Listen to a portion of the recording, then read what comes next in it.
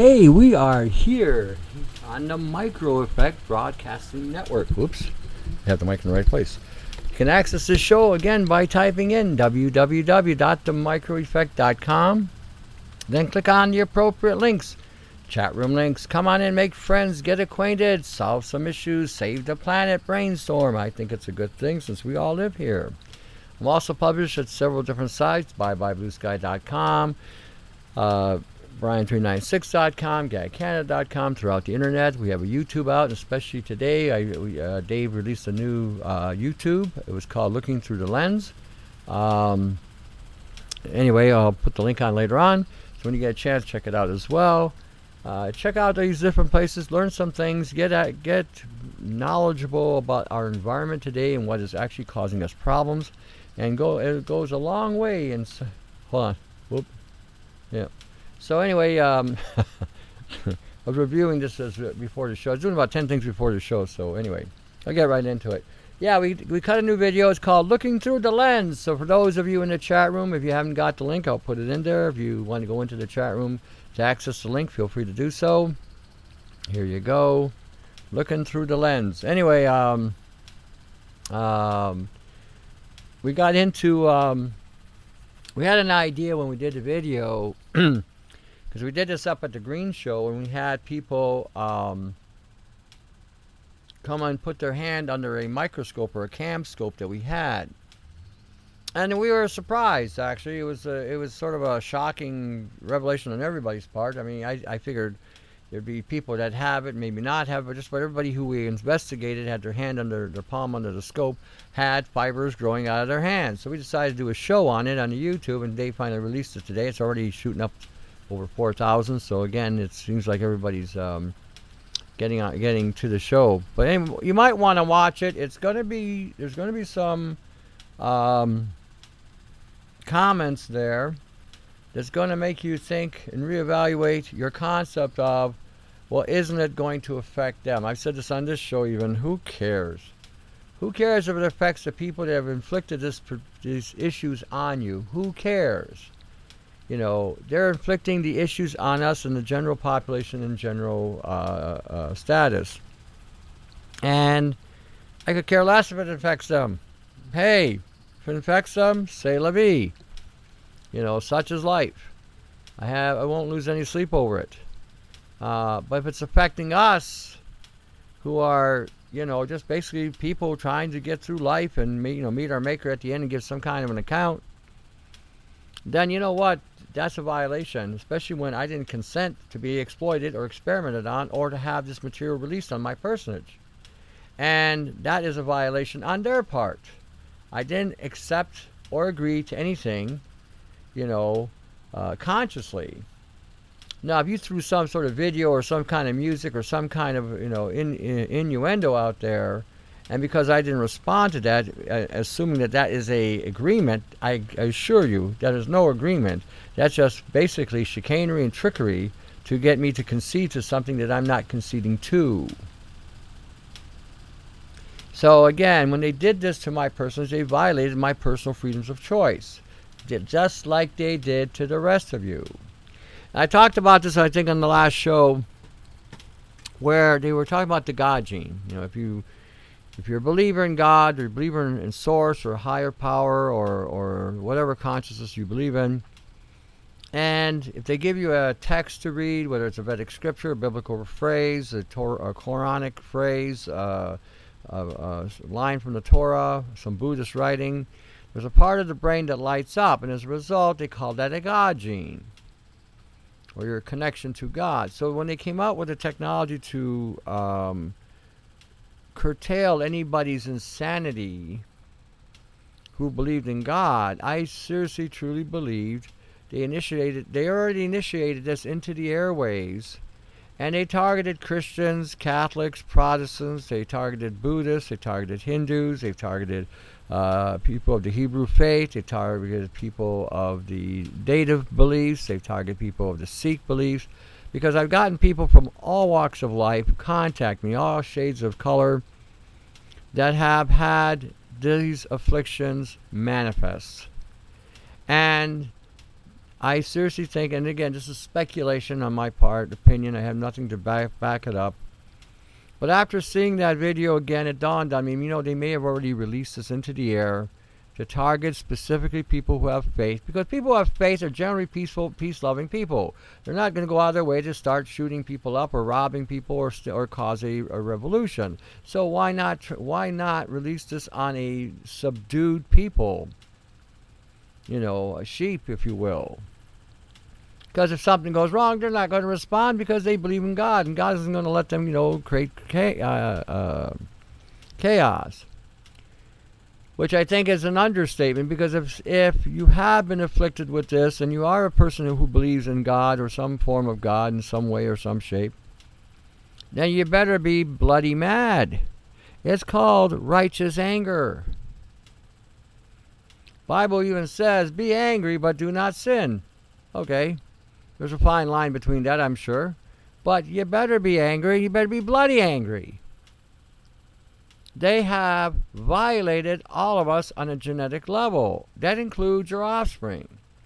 That includes your mom and dad. That includes you and your husband or your significant other. That includes everybody on the planet that they've released this technology on.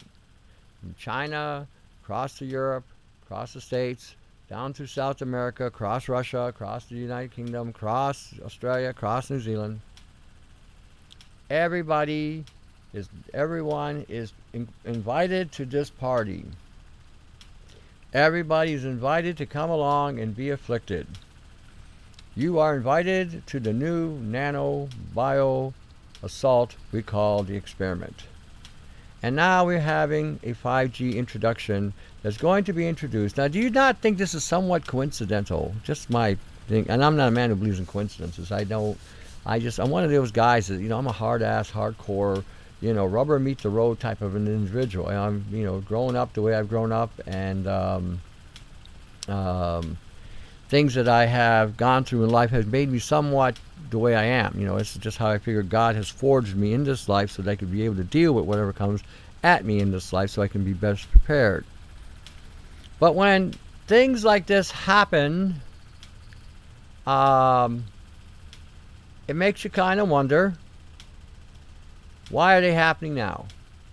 Do you ever think about that? Why is this now starting to happen? Why now? And then why all of a sudden C60 showing up? Why all of a sudden the hydrogen supplementation showing up? And whatever newfangled nano product showing up. Ever think about that? You ever make that correlation? See, I'm in the health food industry, so whenever I hear of some new products, which I really don't pay attention to anymore, if the products are relatively new, I have a tendency not to pay attention anymore. I become so desensitized to the BS that this industry puts out there. I now don't believe anything that's coming out there. And the same old status quo is still being propagated. Oh, we got to stop producing meat. We got to get everybody to eat grasses and beans. And now, the new and improved food. Insects. They want you to eat crickets because crickets have a high concentration of protein. They've now taken to a whole new level of low. Instead of just eating the vegetables and make you look like grass, now we want you to eat bugs. We want you to be a grub scrubber. Go get you some grubs, baby. It's got protein. Now think about that bullsh for 1 minute. It's total bullsh.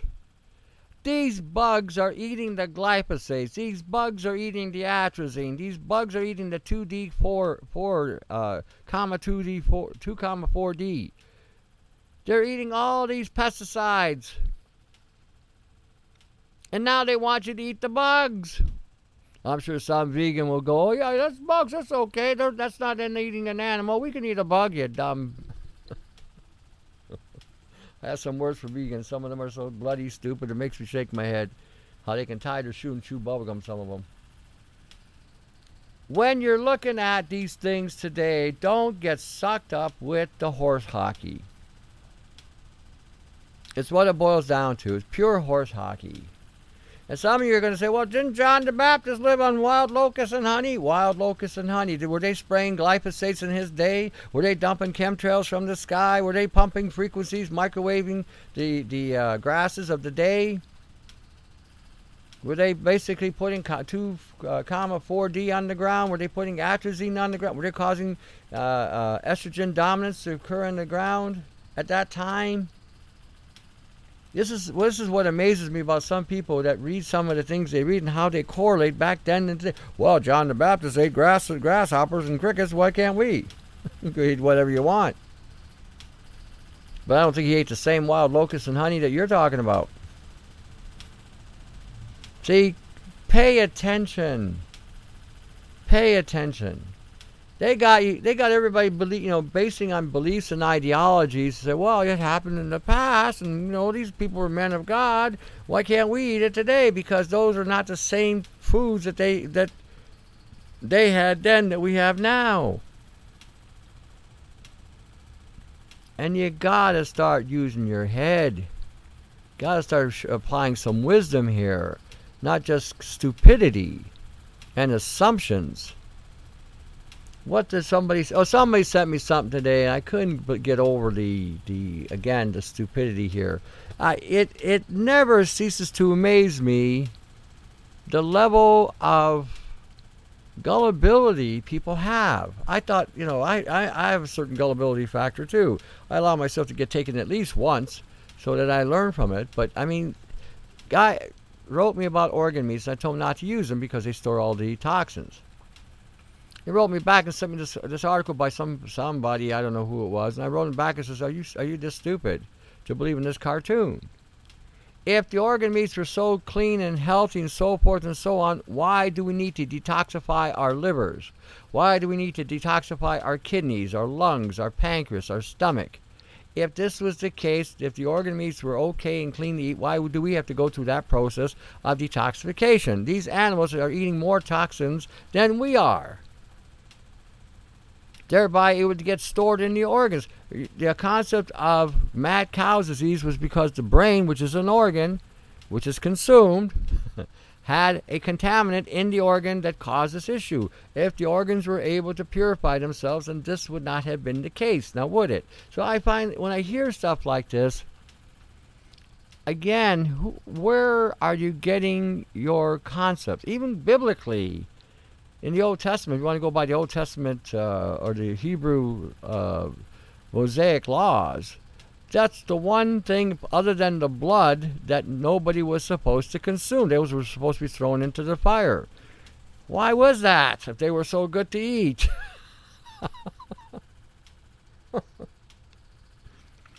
Like I said, I shake my head half the time.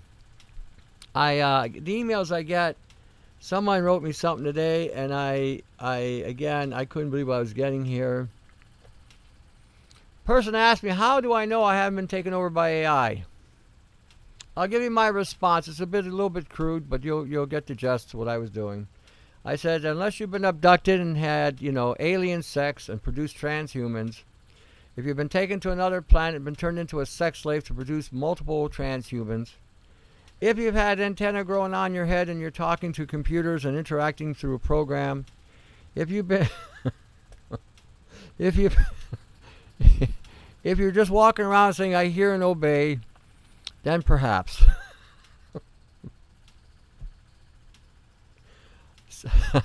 I sometimes let the Mediterranean part of me get the best of me. It's just the way it goes sometimes. If you've been taken over, you wouldn't even know it, number one. And number two, you wouldn't be asking me the question. If you've been taken over, if you're asking me the question, then obviously you haven't been taken over. Don't allow yourself the luxury of foolishness. Okay. AI is a very real problem. And nanobiology is a very real problem. And the concept of it taking us over is a very real problem. If you're having to ask that question, then good chance you haven't been taken over. But you are being assimilated. That, I would say, is the truth. We talked about that video. Eventually, we're going to get to a point where we're not going to have a name but a designation. Just like they showed you on the Star Trek, we are Borg. We're here to assimilate you.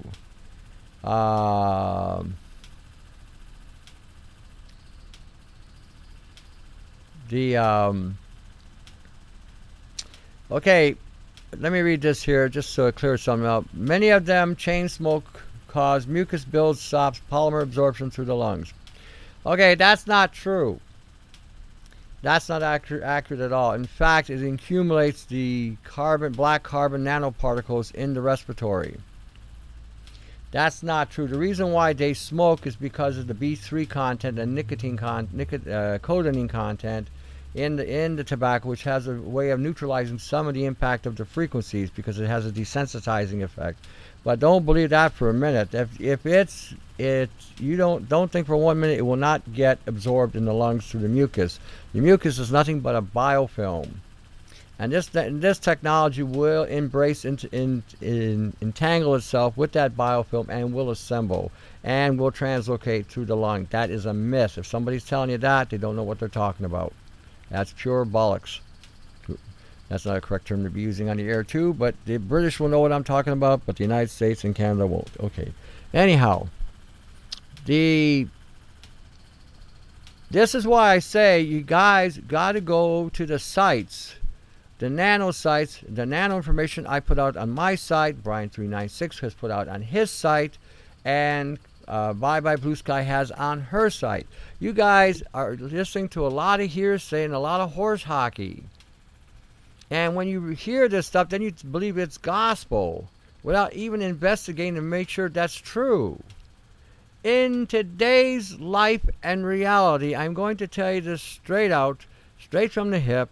You can't assume anything anymore. Number one, you don't even know where it's coming from. Number two, you don't even know if somebody's just speaking something they heard on the radio, television, or some sort of hearsay, or from a program that they saw on the YouTube channel or some internet site where they had a forum. You don't know. You owe it to yourself to look at the information for yourself. I just gave you 3 of the best sites out there right now that I know of that can give you the best information going, and others are now starting to replicate our sites so that they can further spread that information to get everybody to at least take a look at and investigate it correctly. You don't have to stay on our site, but at least you should get started there and then move on. And then do your own investigation and form your own opinions based on the facts that you are accumulating. Not from hearsay, not from the cartoon channels, not from the forum channels, but from stuff that you can now read, validate, and then also experience one way or another. Yeah, a lot of the tobacco has over 4,000 chemicals in it, or up to 7,000 in some places. And when you light it up, it increases the temperature up to 1,500 degrees Fahrenheit, creating the black carbon particulates, which will embed in the lower lung. And that research is on the site, can be validated. The mucosal thing is, again, a lot of horse hockey. If anyone's telling you that, that's just pure nonsense. Simple as that. The reason why they smoke, because tobacco has, a form of nicotinic acid, which is B3, and has a dulling effect, a desensitizing effect to overstimulation. That's why they smoke. You know, I don't have a problem with people smoking as long as what they're smoking doesn't have the pesticides in it. You can go get ceremonial tobacco. You can even make tea out of that, provided it doesn't have any chemicals in it. Tobacco in of itself is a healing plant. It's a healing herb. Does a lot of wonderful, terrific healing remedies for the body. One of them is the brain. The natives never had dementia because they smoked. They were getting their B3 in the brain, and B3 keeps the brain in a reboot stage. So it's not a bad thing. What they've done to tobacco is highway robbery, is criminal. So, and again, we're no longer, and I keep repeating this, we're no longer living in 1970, no longer living in 1960. We're no longer living in 1950, 1940. We are in the year 2018. Okay? That's where we're at. Okay, how about natural American Spirit cigarettes? It says all natural in the box. What does that mean, Billy? What does all natural actually mean? Do you know? Okay, do you know? I don't know what that means. I would be contacting the company that is putting that out there. That is a very vague form of labeling. Okay, a very form of vague of labeling. Contact the company. That is not telling you diddly squat. Just because it says natural on the box doesn't mean it hasn't been sprayed. Doesn't mean it hasn't been treated. Doesn't mean it hasn't been processed. It doesn't mean anything. That's what I'm saying. This is why you guys got to understand the chicanery in the wording. It's not indicating one way or another if that product has had any kind of pesticide sprays on it. It's not telling you anything. Tobacco is natural. Okay, it grows naturally. So what is that saying? Nothing.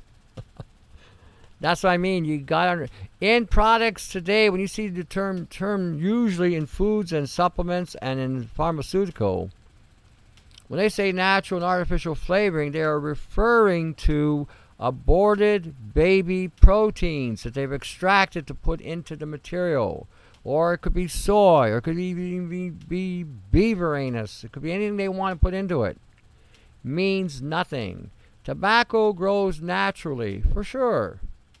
Okay, but it doesn't mean that that has not been sprayed or treated or processed some way, somehow. It's not indicating that to you. This is where they're sucking you in. And this is how they keep sucking you in, with this kind of bogus labeling. You should specify on that box of tobacco that that tobacco is pesticide free, chemical free, okay, junk free. That's what it should be specifying. Not natural. It says all natural in the box. The box, it could be referring to the box as being all natural. It could be referring to that. So before you buy, investigate. Okay? Before you buy, investigate. Can we grow our own tobacco and smoke it then? Yeah, I would. Why not? Why not? Look, if you can grow it, use it. I mean, everything's on a need-to-know basis as far as I'm concerned. Nobody needs to know anything. It's called privacy. So, if you can grow it, use it. I don't care if you grow regular cannabis. If you can grow it, use it. You know, it has therapeutic properties. It has benefits. You know, it does help the body and help the body heal. Keeps the body in harmony, depending on if there's some kind of disharmony that it can correct. So yeah, you don't need my permission on this. You know, last I checked, the term free country still exists, and it still may even be in the dictionary. I don't know, but till they remove that concept out of the text, you know, throughout those countries that perpetrate to be free, nobody's really free. Everybody knows we're all slaves. It's all BS. The terminology keeps you in a state of illusion. If you can grow it, use it. What the heck? You know, it's going to come to a point in time, I think, where we're going to all be growing our own stuff anyway, whether it be cannabis, whether it be tobacco, or whether it be even our medicinals that we're using to help treat or heal our bodies, because it's going to get to the point, if it hasn't already gotten to that point, a lot of products you're buying are going to have very little effect, if any. And a lot of products you're going to be buying are going to be all loaded with some form of nano or some sort of pollutant or some kind of nonsense that, again, you're going to be taking in regardless of how, quote-unquote, orgasmically organic it may sound. Okay, we are no longer living in ethical times. We're living in violated times. We're all being violated, okay, one way or another. And you have no laws, no governance, nothing that is protecting the consumer or the people in their respective corporations, because you no longer live in a country. America is not a country; it's a corporation. Canada's not a country; it's a corporation. Most of Europe countries are corporations. Most of South American countries are corporations. China's a corporation. So what we have are the head CEOs of these respective corporations getting together to create the fascism that's running the planet today. We are no longer free countries. But as long as the concept of the term free is there, free access, free whatever, then utilize whatever you can grow, you know. And again, everything's on a need-to-know basis. Nobody needs to know. That's the way it is. You know, you have to be concerned today that we digress back to the days of the Nazi socialistic propaganda today. You know, you got to be careful who you talk to, what you say. Sometimes that could lead you into problems. And you may want to consider, like I said, anything you can do for your health, start creating for yourself. Stockpile it, dry it up, preserve it, whatever, but have it on hand. Because like I said, there may come a time when you may not be able to get any access, and all you'll have is your reserves. So this is my concept to you, is to make sure that you get prepared in that mindset, you know. Yeah, so like I said, you know, and do your due diligence. Don't just go by hearsay. You know, even the stuff I tell you, I'm telling you where to go look it up, just so that you can see that there's validity to it. And if you don't like those resources, that's fine. I don't have a problem with that either. At least if you got started to look, you can find other resources. And if they're matching what I'm saying, then you know there's some truth to it. And if they're not matching what I'm saying, then there's a discrepancy. And then you've got to figure out where the discrepancy lies. Who's doing what, based on how were the tests done. That's a discrepancy that you have to determine if there is one. Oh, come on back. I hear the commercial music. See you in a bit.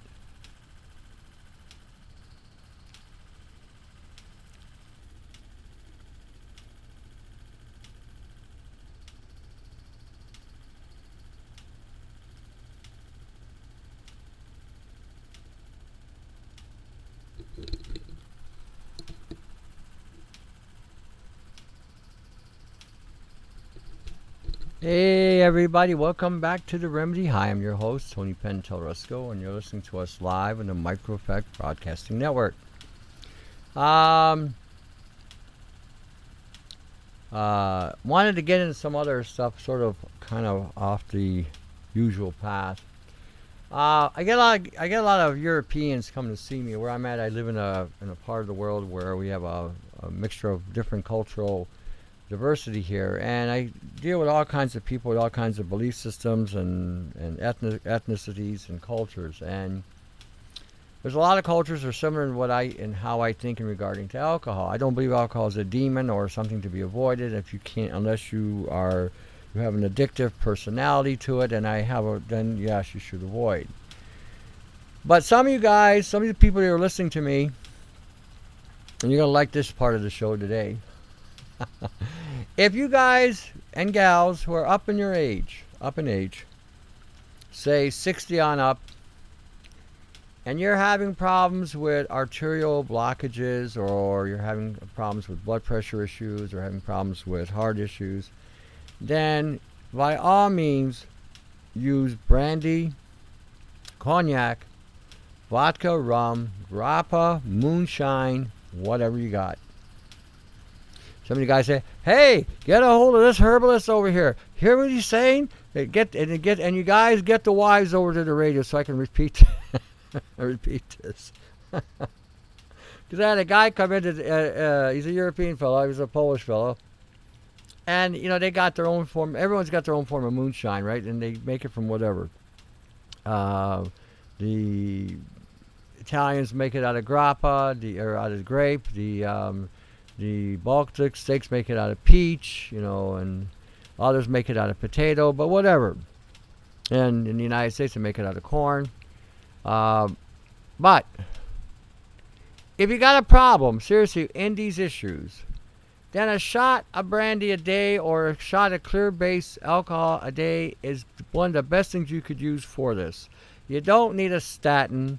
You don't need all this other horse hockey medicines that are out there. You know, God gave us all these things to utilize, and they work well. I don't know why we need to improve upon them by going to a medical establishment that gives you crap that has 99 side effects and kills you. Makes no sense. God give us alcohol, and they want to give us drugs. I mean, really? Why would I take their drugs when basically brandy tastes better, number one.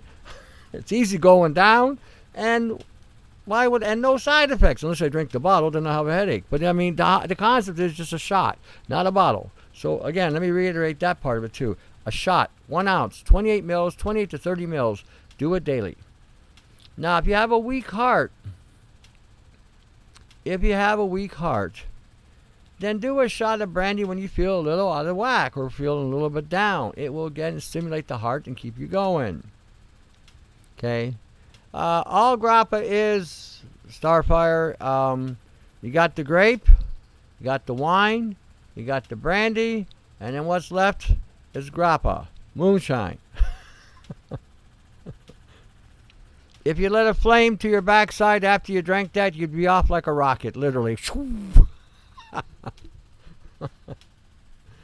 But anyway, so again, when we're looking at these things, don't be inhibited by it. Okay, a shot now, not a bottle. There's a difference in what I'm saying. So don't take my shot mean a bottle or a big shot. No, a little shot, 28, 30 mil. Okay, you can use that. Won't hurt you.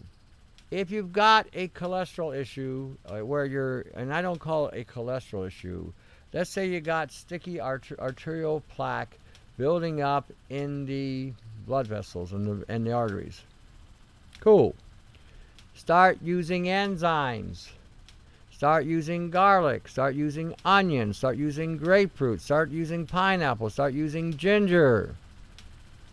We'll take it all away. They'll remove it for you. And if you can't figure, if that's too complicated, go get some serrapeptase enzymes or Digest Basic by Enzymatica or simple bromelain enzyme or papaya enzyme. Prefer getting the powder. Don't buy them in tablets. I was looking at all the papaya enzymes. They all got some kind of silica crap in it. It's all garbage. You know, all garbage. So, you know, so, well, grappa is the moonshine of the Mediterraneans. They make it out of grape. You can make moonshine out of anything, you know. And if you learn the art on how to make your own alcohol, that's going to go a long, long way in having a medicinal property on hand. It doesn't spoil, lasts for decades, and you can make extracts out of other herbs with it. So I would probably say learn the art. Learn how to make your own alcohol. You'll be feeling so great and proud because now you're an alchemist. You've turned sugar into alcohol. Yes, and don't become an alcoholic though. That's what I'm going to point out here too. You don't need to keep your brain. See, keep the brain, keep the body. You don't need to pickle yourself and preserve yourself before you die. Keep the brain functioning. And a little bit actually can stimulate the brain. Now, let me reiterate. If you're of a culture that doesn't have the genetic or the gene into your system that allows you to process the alcohol, then this is not for you. You need more vinegar. Vinegar is the way to go. And now, that's the other interesting thing about all this. This is how wonderful the whole concept of fermentation works, so you guys get to see. This is how God works with everything. First, God gives you the raw material, the food. Okay, grapes, potatoes, corn, bananas, whatever's got the sugar. Then he gives you the means called fermentation. You see bacteria causing these things to create alcohol. Ooh, we got alcohol, which acts as an antiseptic, which can act as a detoxifying agent, which can act as a clearing agent, can act as a stimulating agent, has a lot of wonderful properties to it. Then, if the alcohol does go bad, what does it become? It becomes vinegar, which also has a ton of healing properties. You see how God works on all this? You know, gives us all this chemistry. We call it alchemy sometimes, but this is what it is. See what he give you? And then you want to go to a bloody doctor? Now, if you got arterial issues, and let's say you can't handle the alcohol, that's okay, that's cool. So now what you do is go get some vinegar. Any dollar store bought vinegar. You don't need to buy any of this so-called apple cider horse hockey, which got nano in it. Go get you some white vinegar or clear vinegar. Let me call it clear vinegar because I don't want to upset people of color because they'll think, oh, he's going to kill us. No. Yeah. Clear vinegar. Clear vinegar. See, I have a lot of people who are colored, and I keep telling them if it's white, leave it alone because it gives you nothing but problems, and they start laughing at me. So now if I'm telling them to go use white vinegar, they say, what are you talking about? You're going to try to get us killed. No, clear vinegar. Clear vinegar. Clear vinegar. Go get some clear vinegar at the dollar store and mix that with garlic or rosemary or sage or thyme or savory or oregano or ginger. Mash it together in the blender for a couple minutes and then, leave it in a jar, and then every so often take a teaspoon of that every day, a couple times a day. So you got another very powerful healing agent. See, God gives us all this chemistry. You just got to pay attention to what he gives you. I keep saying God give it and the pharmaceutical take it away. So quit letting them take it away. Pay attention. So, we have ends and means. Because the reason why I'm telling you not to use these damn statins is because they cause nothing but problems. They destroy your mitochondria. They destroy your DNA. They destroy your joints. Some of you've been taking these things. You can barely walk. You can barely stand up. You're in a lot of pain. That's because this thing's breaking down the wrong fat. And some of you have lost your mind. You can't remember who you are, where you are, what you're doing, what you were talking about, or what you're saying now. Because it breaks down the fat in the frontal lobe of the brain. This is not something you should be using. God made alcohol, it was good. God made vinegar, and it was good. They made the drugs, it's got 25 side effects. You ever notice that? You ever notice that? God makes things, and I don't see any side effects by any of his stuff. You ever notice that? No side effects, but you read God's vinegar. God created vinegar through fermentation. Side effects, none. If not abused, no side effects. God made alcohol through fermentation. Side effects, none, unless abused. Use proper discretion when using. Then you see statins. Statins, side effects. Holy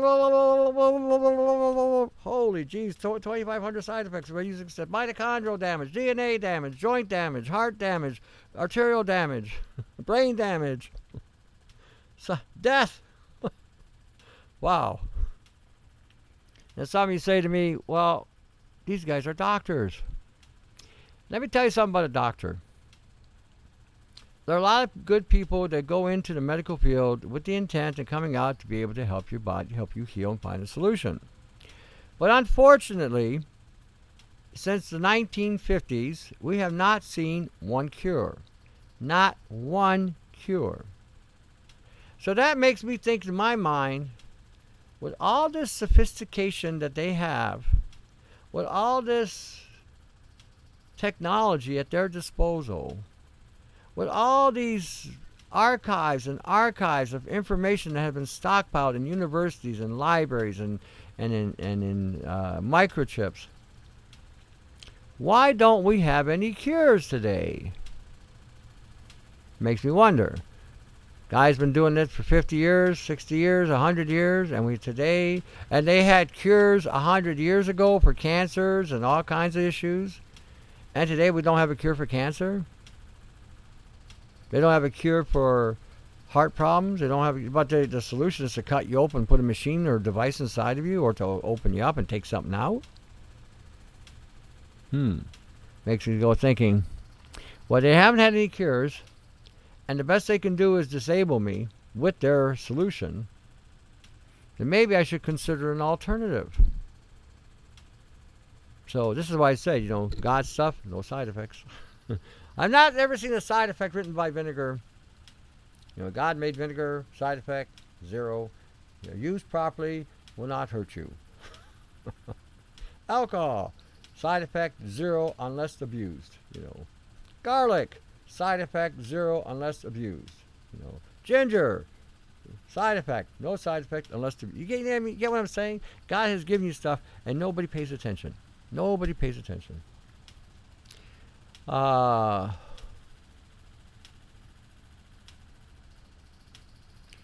well, it's 'cause, you know why? It's because I found it. Yeah. If we all do our fair share of investigations on some of these things, we'll find that 9.9 chances of the time out of 10, you will not need a doctor. You will not need to go to a doctor. You will not need a bloody doctor. The only time you need a doctor is so you can kick the tires and check to make sure the lug nuts are tightened. Other than that, you don't need a doctor. If you don't know what's wrong, then you go and find out what's wrong, but don't take their medications. Take what God gives you. I always, God gives you all this stuff. Anyway, pay attention. Hepatitis C, Billy, we've been seeing people beat hepatitis C with 3 or 4 different herbs and 1 supplement, and I've done many shows on this, and I've had people within 3 months go back to a doctor and they can't find the hepatitis C. They can't even find the metabolite. They don't know what happened to it. So it's not that it's incurable, it's that they won't cure you. And even that $80,000 cure will be probably a side effect. Well, okay, we've cured your hepatitis, now you got brain damage. And this is their idea of a cure. Jumping from the frying pan into the fire. The point is this. Everybody has the capacity to treat and cure themselves. God has put enough things around us to show us what to do and how to do it. There's lots of information there. You got my site, you got libraries, you got all kinds of places to look at. And you can start. And once you start getting on this healing concepts of using just what God gave us and just plants alone or minerals or essences, essential oils, whatever, it just continues to expand. Tell me, what's your opinion of bentonite clay? Garbage, do not use. Said this on many a show. Bentonite clay has lead, silica, and aluminum in it. They tell you you don't absorb it. It's a lot of horse hockey. It will translocate. This is going to be the homework assignment for the week. I want you to all go look up the word translocate. Translocate. How things in your body can translocate. See, they tell you, again, let's go talking about the word game again. They say your body can't absorb this stuff. That's what they tell you. Now, you have to define the word absorb. Are they referring to a process where you can digest and break it down? Then they may have some viability to their definition. But if they're saying, but they're not telling you that you may not absorb it in the normal, natural sense of the term absorption, but translocation is a form of absorption when something can transfer or move through cells, tissues, and organs and go somewhere else. That is a form of absorption, which again, they do not tell you.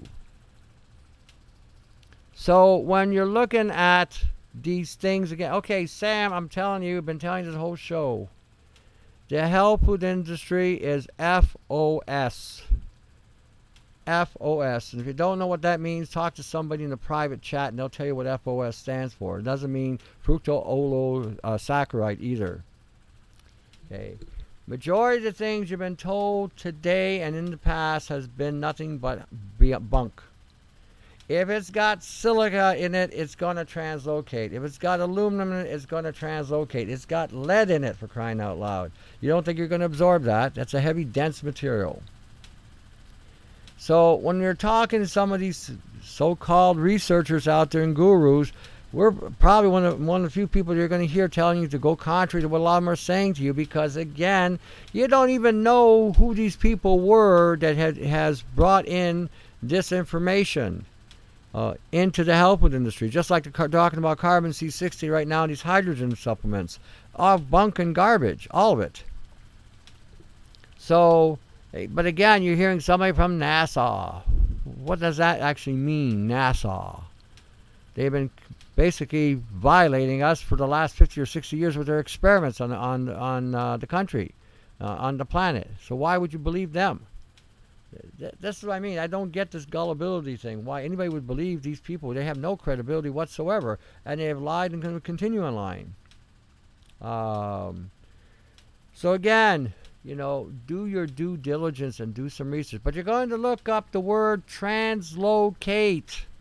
Translocate. TRANSLOCATE.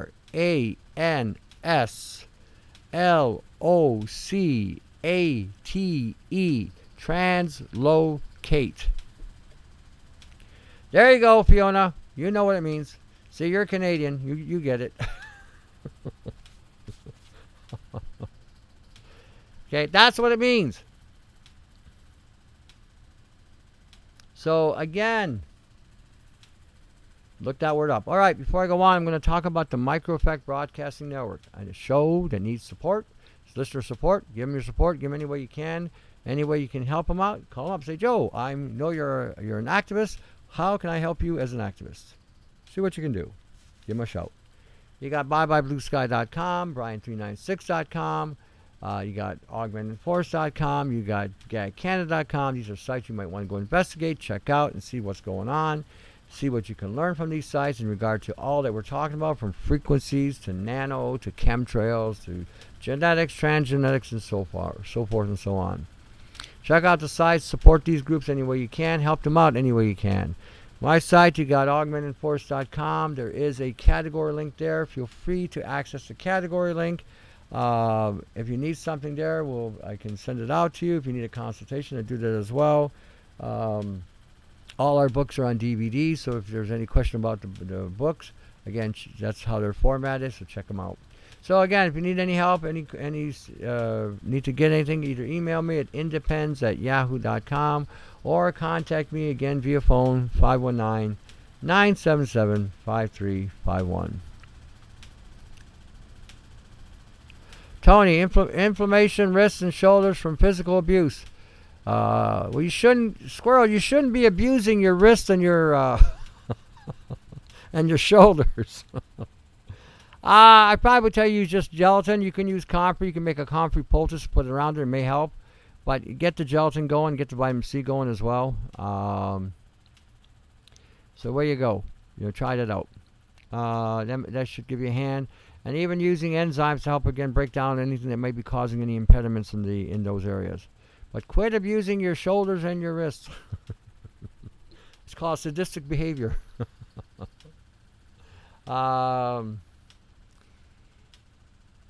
Consider what was said today in regarding to being investigative. Just because they've got something being sensationalized today across the internet, everybody's going to try to sell you something. Everyone's going to try to promote something, and they're going to say they got the bestest, most goodest, and highest, and the cleanest, and whatever stuff that they're selling.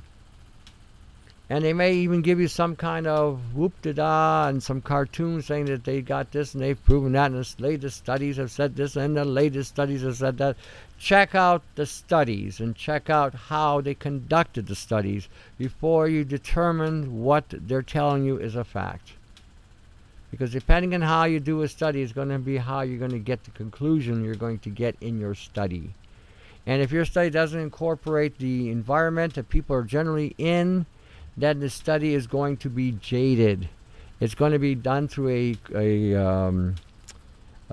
channeled or controlled study. We do not live in a controlled environment. We live in a multiplex environment with multiplex,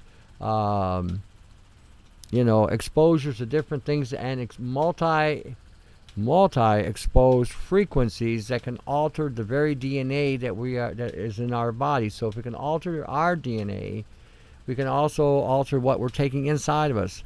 How about magnesium oil on wrist? Yeah, you can use it. I mean, usually if you've got inflammation and stuff, I mean, anything you can do to reduce it was fine. I mean, you can even combine DMSO, magnesium, and aspirin on the wrist, again, to reduce the inflammation. But this is basically what I gave her, was primarily to help her in rebuilding the area. There's inflammation and there's going to be damage. So, yeah, there's more than one alternative for sure. What do you recommend, Tony, for osteoporosis? My aunt is 63, broke her hip last summer. Again, gelatin and minerals. You know, you got to get that back into the system.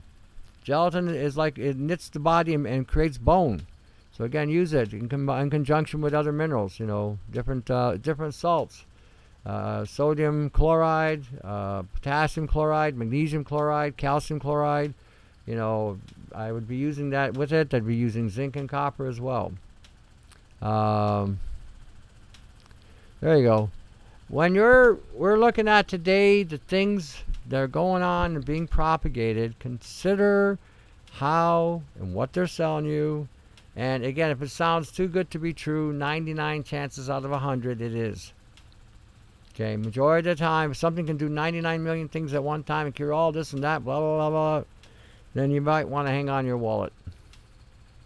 Investigate. Investigate. Investigate. Don't assume anything. Don't go by hearsay. People who are giving you hearsay are also going by hearsay. They're not looking at what's actually being said. They're just following some guru type that they like, and they're following what this guru is telling them, and that guru may not be investigating enough to give them all the facts. And as a result, people start using things that can cause more problems than they're worth. Okay? Keep that in mind. Yeah, for sure. Bulk supplements has copper powder now in stock. What kind of copper powder, Starfire? Just, did they give you any kind of specifics with it? Is it a copper ascorbate, copper citrate, copper acetate, copper sulfate? What did they tell you? You know, but copper in any form is good for you. Contrary to what they tell you about that. This is the crazy thing about this industry.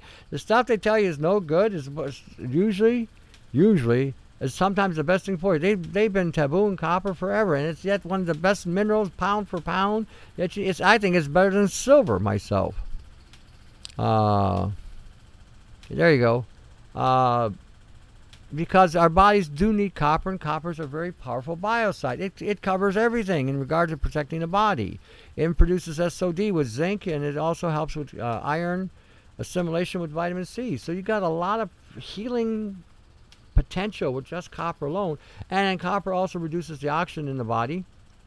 All right, Starfile, look at that Gero chlorophyll. You're going to find it's got crap in it. This is why I don't advocate it. The only ones I advocate are Nature's Way, Bernard Jensen's, and Sunnyside. Those are the only three I've seen out there that are clean. Gero's got polysorbate 80 or some other crap in it. I wouldn't encourage it. Let's put it this way. But again, consider how things are done. Where they're getting their results, how they're producing their results, who's doing what, and how they're marketing it. Because a lot of these things, like I said, 9 chances out of 10, it's all show and no go. You know, all show and no go. And a lot of times these things have problems that they can cause you, more so than if you don't take them at all. You know, more so than you don't take them at all. So again, keep that in mind when we're talking about some of the things we're talking about and regarding your health. Don't just follow the crowd. Majority of the time, the crowd will not. Okay. Copper gluconate is not really a good form of copper to be using. Gluconic acid is very poorly breaks down the copper, and it's one of the worst forms of taking any kind of mineral. It was copper citrate, copper ascorbate, copper sulfate, copper chloride. Far better. Try it, see what your results are, but generally speaking, they're not that good with that. Anything that has gluconate in it is not something you really want to use. You want to avoid it.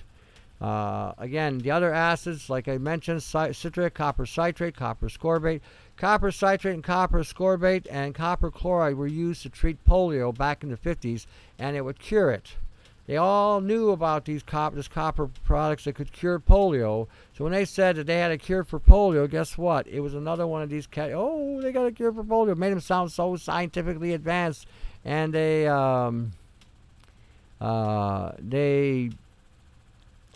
was junk, total bunk, total deception, you know. And this is where we're at today. You know, and this has been going on for quite some time. So if you're kind of an old timer that's been using stuff and, you know, thought that forever that the health food industry was better, blah blah blah, and you know you've never really read the product information on these products, and you start reading them and realize, holy crap, when did they start putting this mess in there? Don't be surprised. And you got to read your stuff batch to batch, week to week. You know. Yeah, so again, because again, they can change the formulations anytime. Yeah, the copper carbonate is not good either, Starfire. You're going to have to add another acid to either one of those in order to get a proper absorption on these things. You can add citric acid to either one. With the copper carbonate, you may see a fizzing action because of the citric acid to it, or you can even use a vinegar. Yeah, if you've not bought it, those products are very poorly absorbed. That's the one thing about bulk supplements. They're pretty good for the most part, but in some areas like this, they really suck. They need to really get their game up on some of these things. These are just poorly absorbed products that don't really absorb well. You have to add either an acid to them or whatever. Even if you look at the chlorophyll, they're using a copper chloride in the chlorophyll. You know what I mean? So again, these things have benefit, lots of benefit.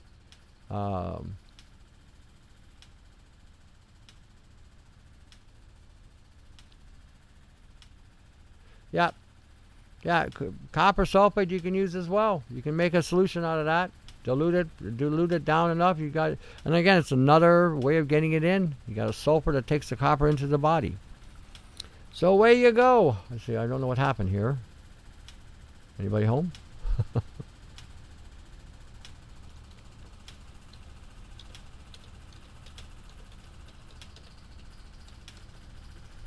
Oh. Okay, what's going on? Yep, copper's part of the, well, it's like I said, it's a biocide, so it can keep some of the bugs and things away from the crop. That's one of the things they use for. Okay, I hear the music.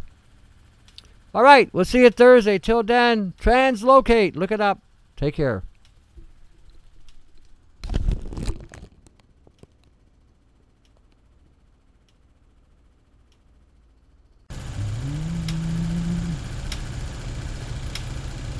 Hey, oh geez. Hey everybody, welcome to The Remedy. Hi, I'm your host, Tony Pentelresco. I'm kind of late getting into the chat room, so give me a minute. I shall be there as soon as this thing pops up. Again, this is The Remedy. Oh, here we go. I think we're in. Okay. Anyway, we're on the Microeffect Broadcasting Network. You can access the show by typing in www.themicroeffect.com and click on the appropriate links, the chat room links. Come on in, make friends, get acquainted, solve some issues, save the planet. Good idea. We live here. You can access me by going to different sites, buyebluesky.com, gagcanada.com, brian396.com, and as well as my own website, augmentedforce.com, and we're also on the YouTube. We have a brand new YouTube out. It's called Looking Through the Lens. So if you haven't been there, please go there and check it out. And again, we're all about what we can, whatever trouble we can get into in the areas of health. I want to kind of go over something. I had an email this morning, and in my email, the guy had gone to a doctor, and the doctor told him, and a lot of you still get caught up on this this nonsense with the doctors. You know, you go to the doctors, oh, your cholesterol's high, and we're gonna have to give you a drug to get it down, or you're gonna die, and you're gonna die. Oh, you're gonna die, and you're not gonna die. You know, and so I sent him a report dating way back some time ago on cholesterol. I mean, there's a study that was done back in 1939 that there is no such thing as good or bad cholesterol. What we have today is a deception on the highest magnitude to get you all hooked on statins. And you have to understand something about these people that get you hooked on these drugs. These are not physicians. These are not doctors. These are corrupt, contemptible, demonically influenced entities that look like men and women. That's what they are. Men and women would not kill another man and woman unless it's self-defense. To purposely to go out of the way and to violate and to corrupt and to kill somebody in the name of pharmacopoeia, pharmaceuticals or pharma anything, or even nutraceuticals. These are not people. These are not men. These are not women. I have some other choice words I would describe them as, but again, the network doesn't allow me to use that language on the air. I could speak very, very Canadian in this regard, but it's not allowed. And you need to be aware of this. You need to be aware of this. When you're looking at what is being done and how exactly, the older you are, the higher your cholesterol is going to go anyway. And the reason why you have high cholesterol is because it's protecting you. Now let me emphasize something about that. We are no longer living in the world or the realm where the sky is blue. We have white, gray skies. We are no longer living in a realm where you have organically grown foods, real foods that don't have pesticides, estrogen-dominating chemicals, cancer-causing chemicals, mitochondrial damaging chemicals, ATP depleting chemicals, cellular disruptive chemicals. We're no longer living in the world where if I eat a piece of bread, I can go 10 hours on that piece of bread because that bread has everything it needs to sustain me. Yeah, Tony, have you heard about the polio type illnesses happening in the U.S. here, only with young kids 1 to 10 years old? See, when you see that, and you see what you just read to me there, that is not a polio. That is a program. That is a targeting, sequencing program. That's no different than if I fire a bullet that has your RNA and DNA on it, and it'll only target you. It's a sequence program. It's only targeting whatever the program is telling it to target. These are no longer diseases, and until you wake up to that reality, you're never going to figure it out. Okay? You're never going to figure it out. When you see this kind of horse hockey being published on the air, oh, new type of polio, new type of flu, new type of this, new type of that. That ain't a new type. That's a lab-created designer kill machine or a designer program to inflict and afflict you with whatever they have created on a lab. This is weaponizing a form of weaponization. In this case, we're targeting 1 to 10-year-olds. Why are we targeting 1 to 10-year-olds? Think about that for 1 minute. Why 1 to 10? Why 1 to 10? Why 1 to 10? Think about that. Could it be because their DNA can be harvested for better research? Could it be because they have an undeveloped immune system and now we can inflict them with a designer weapon that can cause them to stay sustained in a state of suppression, state of being tethered? Is it because they're looking for a specific genome?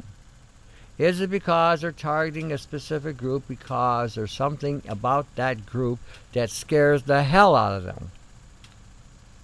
You remember back in the days when Jesus was around and they killed all the firstborn between 1 and 3 years old because they were trying to kill the Messiah, trying to kill the Savior, trying to kill the King of Kings. Remember that? Doesn't this sound a little bit like that? They're trying to take out a specific something. Maybe there's something in that group that they're afraid of. I don't know. These are things I speculate when I hear stuff like that, but I know bloody well that's not a disease. I can tell you straight out, just by the way that has been propagated, that's a form of weaponization. And when we're looking at,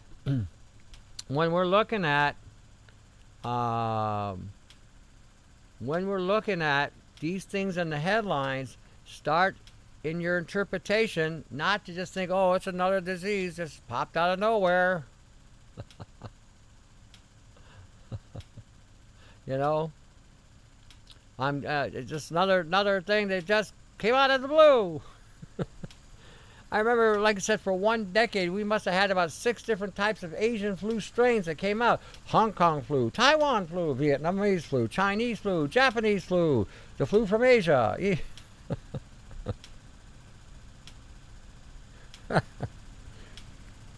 I look at all this stuff and I have to chuckle sometimes because, again, after going through being exposed to nano poisoning and hearing all the horse hockey that I've heard on this stuff and all the nonsense, one person contacted me and says, oh, this guy wrote her, says, well, you know, Tony's trying to do this, but I can't see how you can see nano, blah, blah, blah. So I says, go to, so somebody says, how can you see nano under a scope?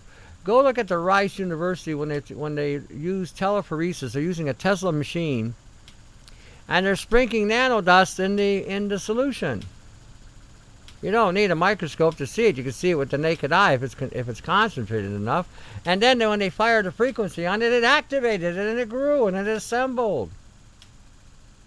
So when I hear people talk like this, it says, well, Carnicom is doing this, and Carnicom hasn't done nothing. Sorry to say, he hasn't done a bloody thing. All he's done is write thesis papers as far as I can see. The one that was doing something that nobody even pays attention to this day is Gwen Scott. She was the actual brains behind this concept of what we're known today as nanopoisoning. And Brian 396 was the actual guy that actually targeted what this was or is. She called it artificial life. He was so far up her backside, you could count the cornflakes she ate the day before. I looked at this guy and thought, what an idiot. I have no problem saying that either. I don't know what his stand is now. After I saw that, I decided that he wasn't worth my time of day. He just didn't have enough 2 brain cells in his head to cause a spark. But that was my personal opinion with this. He doesn't have a clue. And with all his methodologies, he hasn't come up with a solution. And the interesting thing about this guy, he plays it safe. People came out 3 years before he had acknowledged the fact that sulfur could help with removing some of his problems of the nano, or what he called Morgellons. 3 years later, he comes out and says, yeah, that sounds pretty good. You know, anyway, don't want to barrage him. Maybe he was targeted. Maybe he was threatened, who knows. But anyway, when I hear stupid stuff like this about nano, point I'm going to try to get to you, a lot of you, opinions are like backsides. Everybody has one. The thing is, when you're looking at the actual reality of what is there, that's going to separate the people with the backsides from the people with the facts. And that's where you need to start to sustain. Somebody writes something on Facebook, don't get all worried and frightened and freaked out because somebody wrote something, and it's, a lot of people are going to write a lot of crap. I weathered my storms with all the nonsense, and I've heard them all. Gotta tell you, most of them don't have enough brains in their head. They don't have 2 brain cells in their head to create a spark. Most of them. They have opinions with nothing to back it up. So don't listen to anybody. Just do your due diligence and research. Even when I'm telling you stuff, check out what I'm saying just to make sure I didn't make a mistake either. But the majority of these people who think they know something in regard to nanotechnology, nanobiology, nano or synthetic life or XNA or whatever, don't have a clue. All they know how to do is beat parrots. Polly want a cracker? Polly want a cracker? Polly want a cracker? That's all they know. If somebody says polywater cracker, the next 100 people will say the same thing. They won't even know why they're saying polywater cracker, but they'll say it. So don't get caught up with that. Ever heard of an ingredient SOFOS?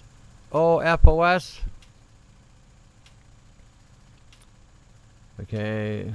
Well, FOS primarily is a fructose oligosaccharide, which basically is a type of sugar that feeds the bacteria for your yogurt or for any kind of fermentation. Now, adding all those other things to it will give you energy because you're adding B1, B2, B3, B12, B5, and you're also adding guarana and Korean ginseng. This without that FOS, and I don't mean full of nonsense. FOS is short for fructose oligosaccharides.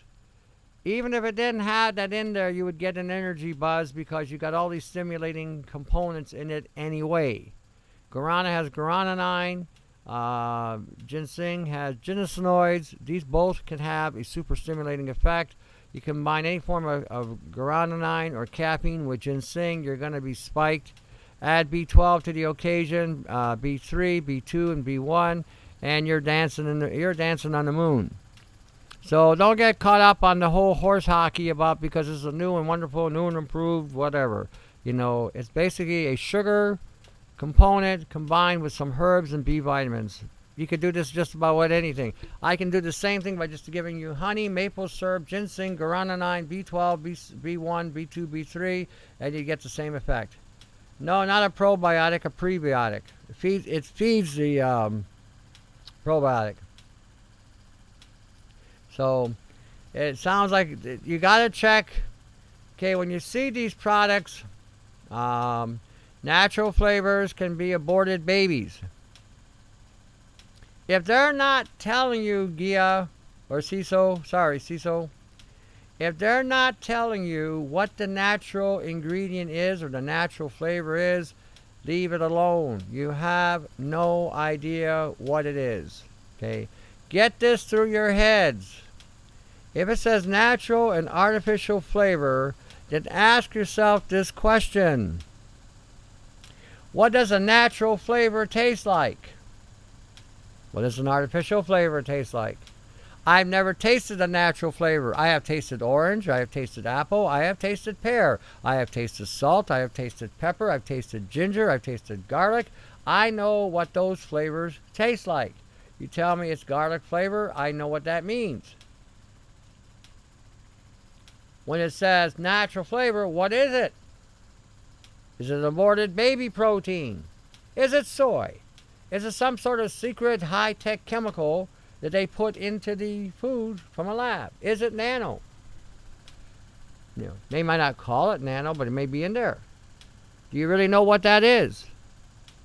See, you got to start thinking. Don't look, any chance that can screw you, sabotage you, debilitate you, deceive you, manipulate you, they're going to. And if you're not on top of the things with due diligence, before you know it, you'll be calling me up, I don't feel so good. I ate blah, blah, blah. I thought my diet was clean. Now I'm dying. And you've been eating these other things with the stuff in it. Learn to make your own supplements. Learn to make your own stuff. You know, when I was growing up as a kid, my grandmother and my mom, they came from Europe. They came from an island, you know, from the middle of the Mediterranean. And they didn't have any money. You know, everyone was poor back then. At that time, the wages were like $30 a week. And so they already came from a poor area, and they already knew how to make things. They already knew how to use their hands. Now, your grandparents or whatever, they're still alive, they'll know what I'm talking about. Nobody threw nothing away. They made it last for 100 years. They kept repairing it until you had to repair the repairs. And today we will go to the store because it's in a nice, bright, pretty box. Oh, it's so pretty, the pretty red and the pretty blue and the pretty white and the pretty yellow and the pretty green and the pretty purple and the pretty polka dots and the pretty, pretty, pretty. Pretty doesn't save you. Pretty doesn't protect you. Pretty doesn't fortify you. Pretty doesn't make you healthy. Pretty makes you spend more money than it's worth. That's what pretty does. You know, and I'm not all for, I'm not saying that things have to be ugly. But usually if you got a nice prestigious looking box and you start reading the ingredients, you'll find that the thing has got a pretty box, but the substance to it is very hollow.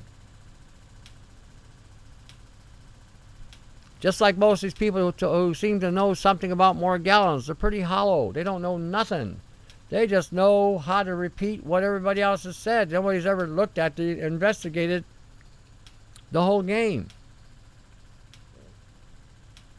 So don't get caught up with the rhetoric. Biblically it says get wisdom. I would encourage you to do so. Might help you. All of you. All of us. Get wisdom. You know. Don't just go by what you hear. And don't go by what you read based on whoever wrote the reading. Investigate it. If you can't find the references, or if you can't see where the person got their information from, you know, or if you can't even locate a book on something, chances are there might be some hocus pocus to it. Tony, I want to bash a grocery store. Okay. Want to bash a okay. We're living in times, like I said, we're living in seductive times, we're living in hypnotic times, and we have to be very well aware of the form of hypnosis that we're getting all the time. Okay, I got to tell you guys something. On one of my shows, I talked about using a stunner to minimize frequencies. Give me 1 minute. I'm gonna give you a little demo here. Some of you might get shocked or stunned or whatever, but anyhow, hold on. Now, the reason why I did that, because while I was doing this show, all of a sudden I was getting hit with a high-powered frequency. And when you do that, it really knocks it down. Get yourself a nose stunner. Now, in some states and provinces, you're not supposed to have these things. Notice I said not supposed to. Anyhow, you can make these things. There's a lot of places on YouTube where you can make one of these zapping devices. And I just found out yesterday there's a guy who made a Jacob's ladder using 9-volt batteries and a couple wires. I thought, oh, this is cool. You don't need all this high-powered stuff. So anyway, I got to build it. Once I build it, I'll probably post it. But this is something you might want to look at building and running in the house. Maybe a couple of them, small ones all over the place where they're running an electrical charge and have them run every 15 minutes or every half hour for about 5 minutes. See, what happens when you fire these electrical devices, it causes a huge jam out in the atmosphere with these particles so that the beams lose their intensity. You know, a stun gun. See, so a stun gun, a taser, a zapper, if you want to call them a zapper, but don't zap yourself, zap the air. Okay? Let it have it. And where I got the idea from was, you know, I was thinking about how God does things sometimes, you know, and I see lightning and thunder. And I see the lightning go, and when the lightning flashes, all kinds of electrical stuff goes all haywire. And then I remember when I was a kid, growing up in the area I grew up in now, the factories were putting out high amounts of pollution. And they had to put these static scrubbers in the smokestacks in order to reduce the pollution, because it would burn it even further. Now, they were using major megavolts, like 200,000 volts, and they had 4 or 5 of these things around each smokestack. So I got the idea. I can't zap myself, because if I zap myself, the technology will shoot off like a bolt of lightning and start to assemble faster. But I can disrupt the frequency that's trying to activate this technology in my body by causing the air to become highly ionized with these high-powered charges. Now, this may also affect 5G, so we may want to start thinking in these terms. We have to start thinking in terms that we are at war. We are at war. Okay? And you're the battleground. Or think of it another way. If you don't like to think of it in terms of a war, you might want to think in terms of building your ark. Because there's one hell of a storm coming down the pipe, and you better have your ark built and ready. Because if you don't have your ark built and ready, you're going to get taken out with the flood. And what I mean by that is most of these people today who are not awake are still asleep, walking around with half-mast. When they activate these frequencies, they will be flooding. They're going to be going nuts. And if you're awake and not ready, you'll get caught up in the torrential wash, if you will. So this is something that you might want to consider what I'm telling you. We are, like I said, no longer living in the good old days. And like I said, the food's poisoned, the air is poisoned, the atmosphere is poisoned, the frequencies that are hitting you are breaking down your DNA. I was looking at something on terahertz, and the terahertz was really interesting because they were saying that when a terahertz hits the body, if you've got something on the body that can create a, allow it to create a broader hit, it actually goes bigger.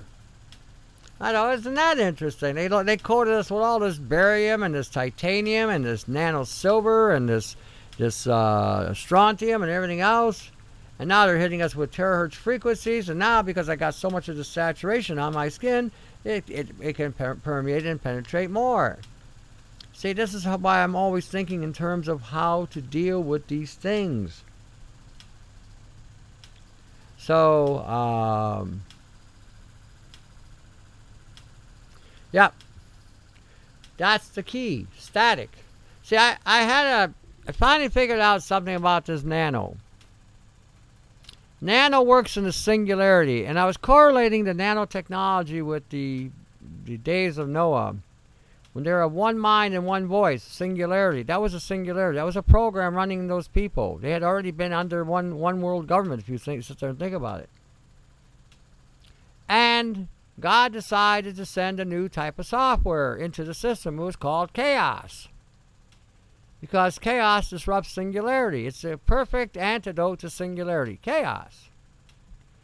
And I built a collider unit for myself, and I've been experimenting with it. And what it does is it causes the nanoparticles to collide with each other. In that collision, it causes the nanoparticles to take themselves out. They discharge, they collapse, they fry each other, and what comes out is tattered constructs that have been completely cooked over. And then it's an EMP pulse kind of field, which then can cause the programming to quit assembling as well as collapsing it. So I get these ideas. I read the Bible and I think, this is God does these things. And I thought, well, you know, I think about things all the time in that regard. And I say, oh, well, what do you know? God did this. Maybe this will work on this. And I try things out, and sure enough, a lot of times they work. So a lot of the stuff that I get from, I'm inspired by God. Seriously, that's where it's coming from with me. I look at this, I look at that. Hey, well, look what God did here. And that's how I do things. If it's good enough for God, it's going to be good enough for me. I just sometimes got to understand what God's doing, because sometimes I scratch my head and think, what is he doing? Why did he do that? You know, because sometimes I'm just dumb that way. I'm just really stupid. But anyway, but it takes me time and I figure it out. So when we're looking at this stuff, seriously, start thinking you're at war. When you hear about new diseases popping up left, right, and center on the television or on the radio, don't get alarmed. Get mad. This is a new form of biowarfare, or nano-biowarfare, or programmed biowarfare that they're releasing on the general population. It just so happens they're targeting your children. Pretty soon there's going to be another one that's going to target teenagers. We're going to wipe out that whole range of people so they can't produce any more children. You know, then we're going to target the 20-year-olds. We'll break them down so they can't get past 40 and they'll be dead and you have a whole new workforce to replace them. And then we're targeting another generation until at 30 so that they can't, well, they'll never see any more than 40. They're done. Old age will be 40 years old. Because after 40, you start to wake up and realize what a load of baloney this has been. So, when you see these kind of things, don't go, oh, get mad. You got the capacity to have righteous anger. The Bible says be mad, but don't sin. Well, that part was kind of hard, but anyway. You know what I'm getting at? Stand up. If you see something coming down the pipe, understand it. Or if you don't understand it, study it until you do. And then come up with some ideas. How do we stop this? How do I protect my 10-year-old? How do I protect my 5-year-old? You know damn well the vaccines aren't going to do it. You know all they're going to do is inject them with something that's going to make them more susceptible to be broken down. You know this. So don't go running to a doctor. Doctor, give my kid a needle. Oh, let him snort this stuff in his brain so we can fry his brain cells. Oh, yeah. Only the dumbest of the dumb would trust a doctor today with a needle. Especially if you don't even ask what's in the components. I mean, you would have to be the dumbest of the dumb in today's time. Today, everything and everybody who we've ever were taught to respect has betrayed us. Police officers, doctors, priests, ministers, politicians. And you know they have misled us and has caused us all kinds of grief and have betrayed our trust. So if you know all this, why do you keep going back to them? Something I've never understood.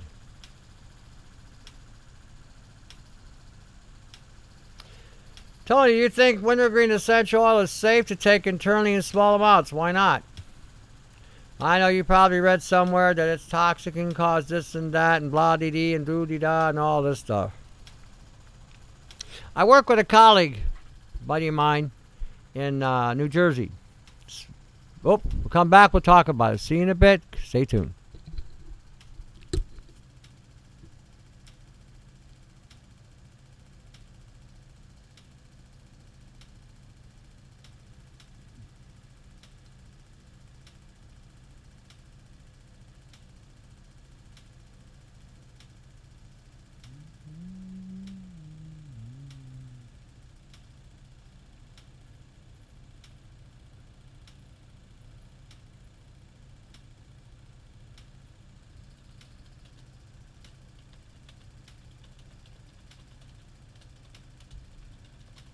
Hey, I think we're back. We're back at The Remedy. I'm your host, Tony Pantalresco, and you're listening to us live on the Micro Effect Broadcasting Network. Oh, we got two things here. What we got here? Oh. Alrighty, I was talking before the break. I work with a colleague friend of mine. He's on the East Coast in New Jersey, and we've been looking at a lot of different studies. Yeah, we also were, brainwashed with. And we were talking about a lot of different things about essential oils being this and being that and being dangerous and whatever. And we come to the conclusion that about 90% of what we've been hearing about these essential oils has been a lot of, probably more like 95%, has been a lot of horse hockey, fairy tale,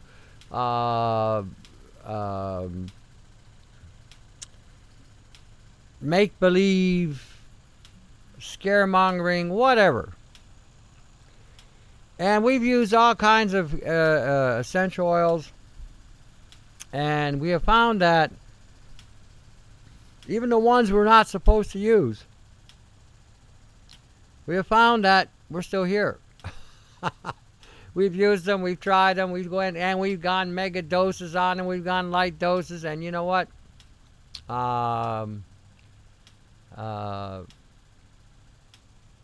We're still here. And in fact, we found that by dose ratioing these things, we saw a lot of interesting things happen to our bodies. They started to heal. Things that had been sitting there for ages have decided to leave the building. It was an amazing thing to observe. And so right now he's doing his own experimentation with foods and using MMS and other things, and he's developing his own R&D on it. He fills me in what's going on, and I'm telling you, boy, they have totally, royally banged us hard with the poison. It's inundated and everything. Some things more than others. Let's put it this way. So, I know people all across the country, all across the United States and Canada, across the planet, and everybody's working diligently at what's going on. There's a handful of people that are out there really dedicated to trying to find an answer to what's going on.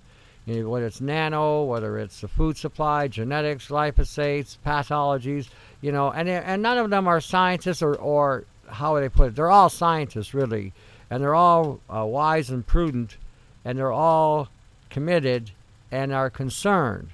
They don't have any degrees. They don't have any documentation saying that they're this or that. But these are the people that are going to find the answers for you, because the ones in the white coat, the stethoscope, and the pieces of paper hanging on the wall, the only piece of paper they're going to find for you is what comes out of your wallet. And everything that we've all found, we've given it away pretty much. We've shown you how to make it. We're telling you what to do. And nobody's charging unless you're making them do stuff. Then they're going to charge you, which is only fair. If they're showing you what to do and they're giving you the information for nothing, and then you continue to ask them to do more or whatever, then they've got to be compensated. The old biblical reference, you don't muzzle the ox while he's treading out the grain. It's one thing that when somebody's giving it all to you and then you want them to do it for you too, then you're going to have to pay. That's just the way it goes. If you're not willing to lift the spoon to the mouth, then you're going to pay for somebody to feed you. End of story. So, hold on. So anyway, when we're looking at a lot of things that we've been told on a lot of different topics, I'm going to go back to cholesterol because that's where we started. I'm going to read some stuff to you. So, I mean, because I know there's a lot of you who are older. You're my senior. Some of you are in your 70s and your 80s. And I understand you guys. I do. You've been brought up all your life to obey the authorities and to listen to the authorities. But the authorities today and the authorities you grew up with are not the same. And the authorities today will kill you quicker than they can blink an eye. And if they can get any kind of money out of you while they're doing it, more power, the more the merrier. That's how they are. You know, when we're looking even at our political landscape today, we're no longer countries. So what do we have here? We have CEOs and board directors. That's what we have running the country. So you can't even trust your political system. And in the case of the United States, most people don't realize that the political system's power lies within the people, not within the government. The government is supposed to be subservient to the people, not the other way around. But now you're a corporation over there, just like Canada and the rest of the world.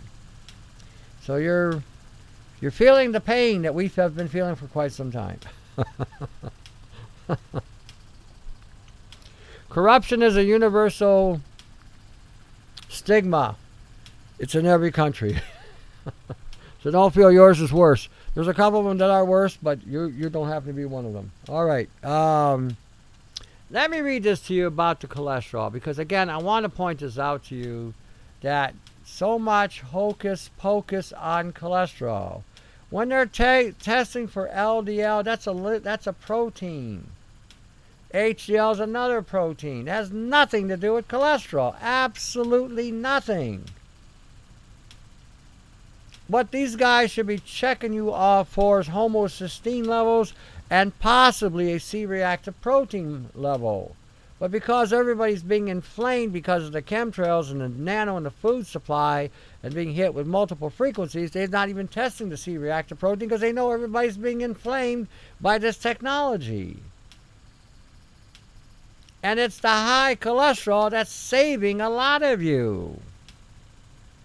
When I tell people to eat saturated fat, eat tallow, eat lanolin, eat lard, eat butter, eat coconut oil, cocoa butter, There's a reason why I'm telling you to eat these things. I don't care if your cholesterol's high. I could care less. Your cholesterol could be as high as the moon. As long as it's moving, that's all that matters. And if you want to ensure movement, use things like rosemary, sage, bay leaf, and thyme. That'll keep the cholesterol from becoming rigid. And avoid all processed sugar. That's when you start having a cholesterol issue, because then you're having a free radical damaging the cholesterol. It's not because you got high and low cholesterol, it's because you got damaged cholesterol. The medical field for 60 years, over 60 years, has had it wrong. 65 years, they've had it wrong. They have followed the status quo for so long that they have made the lie a reality. It's not real, period. Okay, let me read this. 6 of the studies found that total mortality was inversely associated with either total or LDL cholesterol, or both. This means that it's actually much better to have high than to have low cholesterol if you want to live to a very old age. Okay, this is one study at the University of Minnesota. Low cholesterol predicted an increased risk of dying from gastrointestinal and respiratory diseases. So you need the fat to protect your guts and your lungs. And you might want to incorporate vitamin A, not D. How they went with vitamin D, who the heck knows? But I think the vitamin D propaganda was there so that people would start dying of heart attacks, because it would have created a calcium imbalance in the heart. If you had a calcium imbalance in the heart, you'd be more susceptible to falling from a heart attack. And they say, oh, you've got cholesterol. You've got to need these pills. Take a statin. No, take a couple statins. Well, why would you take a statin with an aspirin? If that doesn't kill you, we'll give you another drug. Oh, yeah. That's thin your blood till it's like water, so that you might die in your sleep, hemorrhaging to death. This is what amazes me. Let me read this to you. 140 of the people tested positive for HIV. Those who had low cholesterol at the beginning of the study were twice as likely to test positive for HIV compared with those with the highest cholesterol. So it's going to protect you from HIV as well. Holy jumping. Having fat, having cholesterol. And then what did they want to do with the statin drugs? They want to take your cholesterol away. Why? Because it'll open you up to all kinds of crazy diseases. Can you imagine that? Your doctor, your so-called healer, is poisoning you with this crap so that you could be opened up to more viral infections or bacterial infections? Whoa. Do you think there might be a conflict of interest here? I don't know.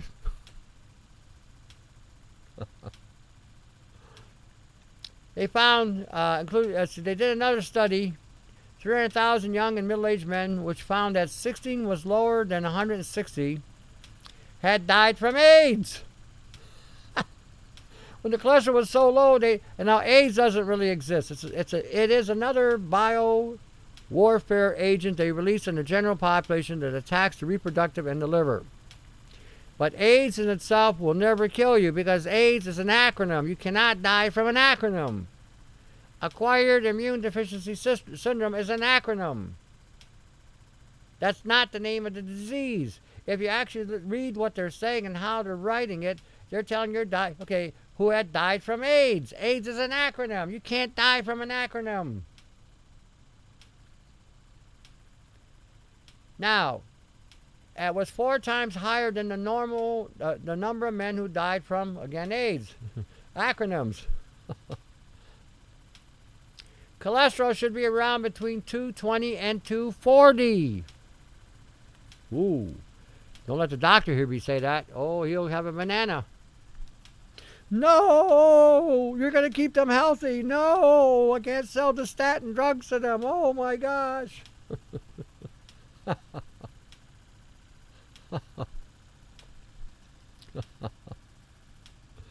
Like I said, when I look at all the things I've seen in the last almost 40 years, I can't believe I've been doing this 40 years. It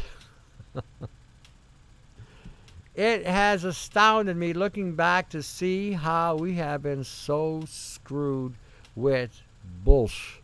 It makes me wonder how we've gotten this far. You know, we're looking at today's the level of deception is on realms we never could imagine. Most people have a certain genuinity to them, but a lot of these corporations and companies do not. And a lot of these people in those corporations or companies are not even people. Let me repeat that. A lot of these people in the corporations and companies are not even people. They're automatons. They've been either assimilated by artificial intelligence. They have been corrupted with bad DNA, whatever. Okay. Due diligence. Get your ark ready. You know, learn how to defend yourself. Don't believe in the horse bollocks that these guys are talking to you about. All baloney. When you start getting off the bread, the rice, the pasta, the corn, the cereal, everyone says, well, you're just taking away everything that I eat. That's what's killing you, because that's what they addicted you to. And that's why they flipped the food pyramid upside down and put breads and grains at the top of the food pyramid, because that's what they did. That's how they got you programmed to eat. You should be eating all animal products. Meat, duck, goose, chicken, eggs, all kinds. Cheese, cottage cheese, ricotta, mueslanka, yogurt, kefir. These are the foods that build. Let me put it to you in another way. Okay, I won't even use the Bible on this one. I'm just going to use history. The Huns. The Huns were about 6-something, 300-pound men. What did they live on? Fermented dairy and meat. They could march 100 miles a march, go into a village after that march, wipe it out, come home, and continue doing what they were doing. Now, go have a vegan do this. Here's a blade of grass there, buddy. Go ahead and fight a war. Take my chances with a meat eater any day. He'll have the reserves to keep on going night and day. The vegan, well, I don't know about them. Probably put a little cross on the ground, 6 feet under. You know, dot the I's, cross the T's. Here lies a dead person, because they wouldn't eat meat. They wouldn't do dairy. They wouldn't eat an egg.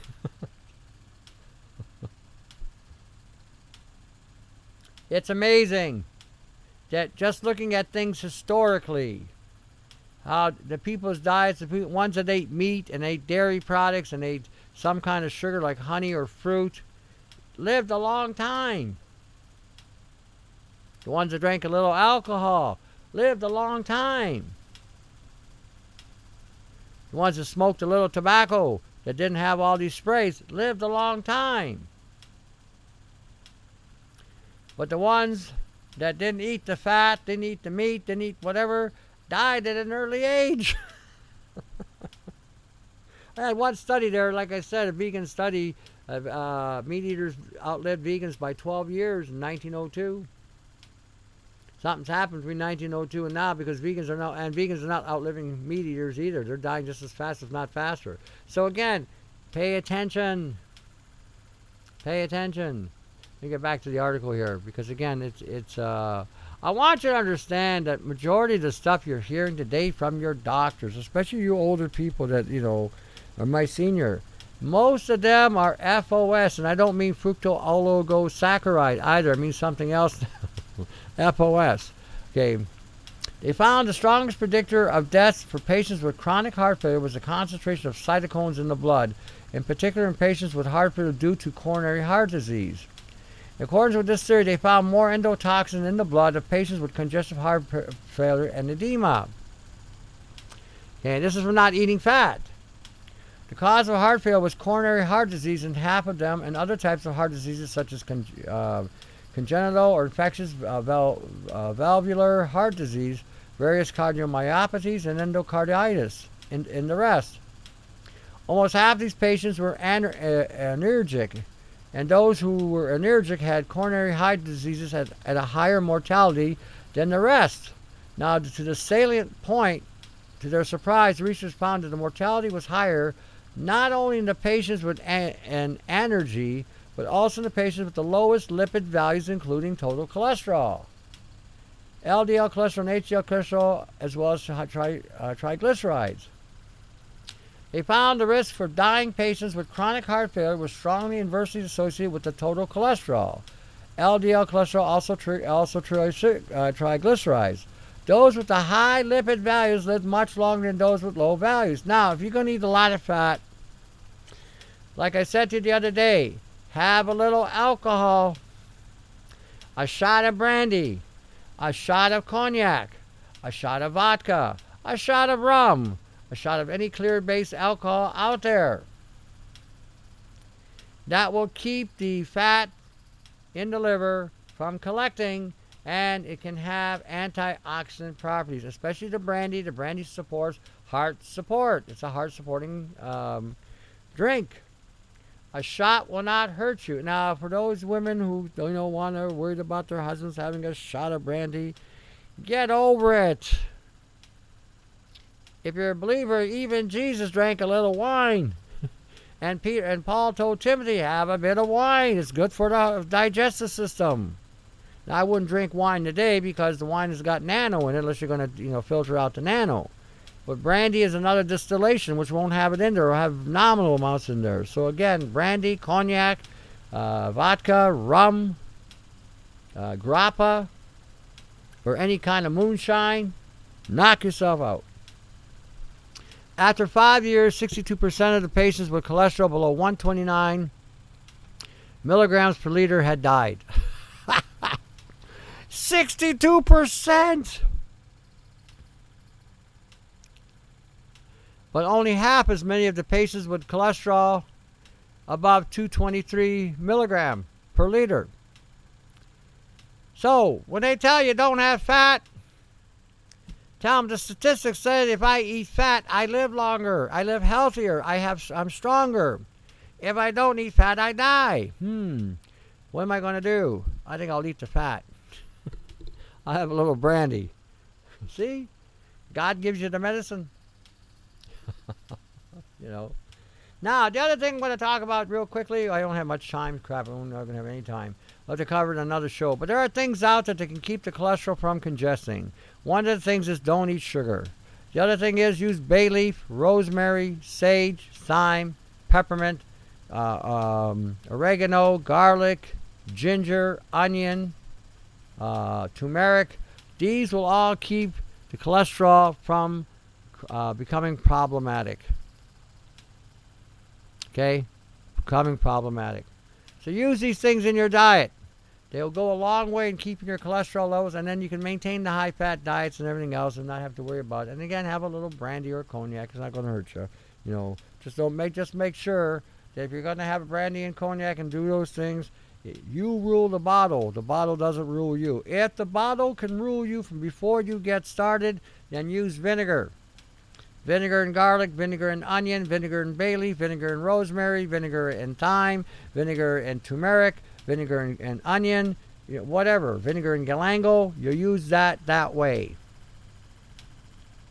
I'm not going to leave you guys out. You can't handle the alcohol. No big deal. No judgments. Go with the vinegar.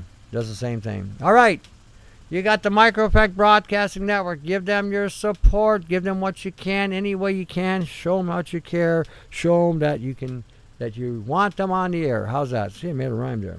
All right, you got Bye Bye Blue Sky, Brian396, Gat Canada, myself, Augment and Force. Sites you can go check out and get information on all the things that we talk about on these shows and other shows that I do. Feel free to access the sites. There's a catalog link on my site. Feel free to access the catalog link. I do consultations. There's books on DVD. There's remedies. There's triangles. There's buckets. It's all there. So if you need any help, give me a shout, 519-977-5600. 5351, or send me an email, independs@yahoo.com. Alrighty, so like I said, don't allow myth and mayhem to rule you. Don't allow fantasies to rule you. Is rosemary powder in capsules okay to you? Sure, why not? You know, I mean, you can get fresh rosemary anywhere. I would even see if you can start growing these things in your homes. Rosemary, sage, thyme, bay leaf, peppermint. I mean, try to see if you can get them to go. You know, you may take several efforts, but see if you can figure it out and share that information with everybody else. If we can have the medicine cabinet in our kitchen growing all around us, we won't need to buy this crap at the store. And if we don't have to buy this crap at the store, we won't have to be being constantly reloaded with pesticides and glyphosates and all this other crap, because you're not going to get organic at a market. The only organic you're going to find is what you grow. You know, that's the truth. The only organic you're going to find is what you grow. And if you can grow it indoors, even better. So, and that would be my #1 suggestion for everybody. Learn to grow an indoor garden. Have your pharmacopoeia right then and there. And if you can't grow the stuff, go to the grocery stores, get it as clean as possible. Dehydrate some of it, extract some of it, so it's always on hand, either in powder or in liquid form. So when you get sick, you can either encapsulate it, use it on your food supply, or take it in the liquid form, and it's already ready to go. It's on hand. Are you talking about essential oils, Tony, or the powder of raw form? I was talking about the raw form, but you could also make your own essential oils. It wouldn't hurt, or you can make your own extracts. Any way you can stockpile the stuff, or you can make stuff, or you have a distiller of your own, and you can distill your rosemary, distill your sage, distill your peppermint, distill your thyme. Have your own stuff. Make your own stuff. You might be surprised that the life you save might be your own by your own hand. You know, it's important that you get this. It's important that you understand that we're no longer living those good old days. I don't know about you, but whenever I go in the grocery store and I look at the produce section, all I see is a lot of black dots and a lot of crap on the food supply. Do you really think we should be eating that? That's my thinking on it. If you can get a boatload of onion, chop it up and dehydrate it and put a little salt with it so it preserves it, and have it in a bag or in a jar, hey, you got a remedy right on hand whenever you need it. You can powder it down, you can put it in an alcohol solution, you can boil it, make a soup out of it, you can add it to your food. I mean, you've got it all there. Same with turmeric. Turmeric grows like ginger, grows underground. If you can get it growing into a pot, you might have something happening there. You know, same with thyme. It grows like a bush. Same with rosemary. You know, I make ginger beer. Is pineapple wine safe, depending where it comes from, CISO, and what's on the label? You know, safe is a relative term today. I'll tell you how I define the word safe. I define the word safe is if I can neutralize what's in the food supply, it's safe. For me to buy something and ignorantly believing that there's some kind of